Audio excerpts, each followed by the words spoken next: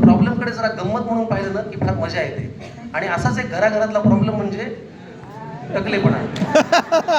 त्या टकलेपणावरती मी एक कविता लिहिली. तुमची परवानगी असेल तरच मी ती ऐकवणार आहे. चालेल का? किती जणांना चालेल असं वाटतंय? चालेल ना? सर्वांना चालेल. रागवून कुणी जाऊ द्या तुमचा कार्यक्रम. चला, तर मी आता ही कविता मोबाईल वगैरे काढू नका, रेकॉर्ड करू नका, बघा कशी वाटतेय. आपल्या घरात आता मी त्याच मार्गावर आहे, आमचे बाबाही आहेत, तर त्याच्यामुळे हे काही लाजण्याचं प्रकरण नाही, उलट साजरं करायचं प्रकरण आहे. नाहीयेत ते नाहीये बाबा आहेत तू त्यांना अजून जवळून पाहिलं नाही. तर या नाजूक विषयावरती मी असं लिहिलं होतं की जळी स्थळी काष्टी पाषाणी कुठेही आपल्याला दिसतं. जळी स्थळी काष्टी पाषाणी कुठेही आपल्याला दिसतं. आणि प्रत्येक घरात बघा तुम्ही एकतरी टकला असतं. जळी स्थळी काष्टी पाषाणी कुठेही आपल्याला दिसतं. आणि प्रत्येक घरात बघा तुम्ही एकतरी टकला असतं. पण असंही नाही की टकलं व्हायला म्हाताराच व्हावं लागतं. असंही नाही की टकलं व्हायला म्हाताराच व्हावं लागतं. बापाच्या आधी पोराचं आजकाल लवकर शहाळं पिकतं. बरं, टकल्याला स्वतःला प्रॉब्लेम नसतो, भोवतालचे त्याला छळतात. टकल्याला स्वतःला प्रॉब्लेम नसतो, भोवतालचे त्याला छळतात. गेले रे केस म्हणून उरलेले उपटून काढतात.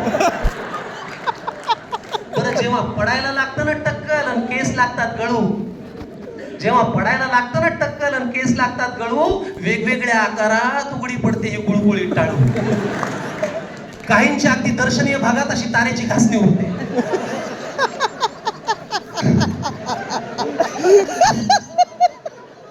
काहींच्या अगदी दर्शनीय भागात अशी तारेची घासणी उरते आणि तीच त्यांना आयुष्यभर भांग पाडायला उरते.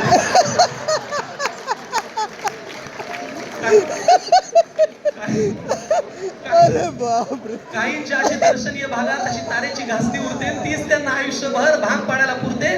काहींना मागे खड्डा जणू विहीरच खणली जाते. काहींना मागे असा खड्डा जणू विहीरच खणली जाते. काहींचं घर जातं पडून फक्त कंपाऊंड वालच राहते.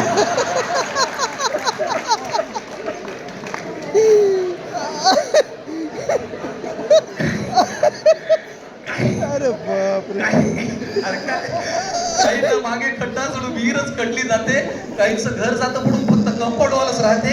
काहींची टाळू तर अशी मऊ जणू बेसनाचा लाडू दिसावा. काहींची टाळू तर अशी मऊ जणू बेसनाचा लाडू दिसावा. असं वाटतं हळूच जाऊन त्याच्यावर काजूचा काप पोचावा.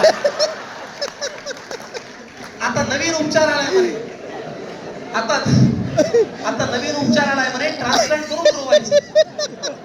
आता नवीन उपचार आलाय म्हणे, ट्रान्सप्लांट करून रोवायचं. हे म्हणजे जंगलातलं गवत उपटायचं, नांगणामध्ये लावायचं. हा, लाखो रुपये खर्च करून रूप पैशात का मोजायचंय? लाखो रुपये खर्च करून रूप पैशात का मोजायचंय? निसर्गाने दिलं ते निसर्गाने नेलं, त्याच्यात काय लाजायचंय?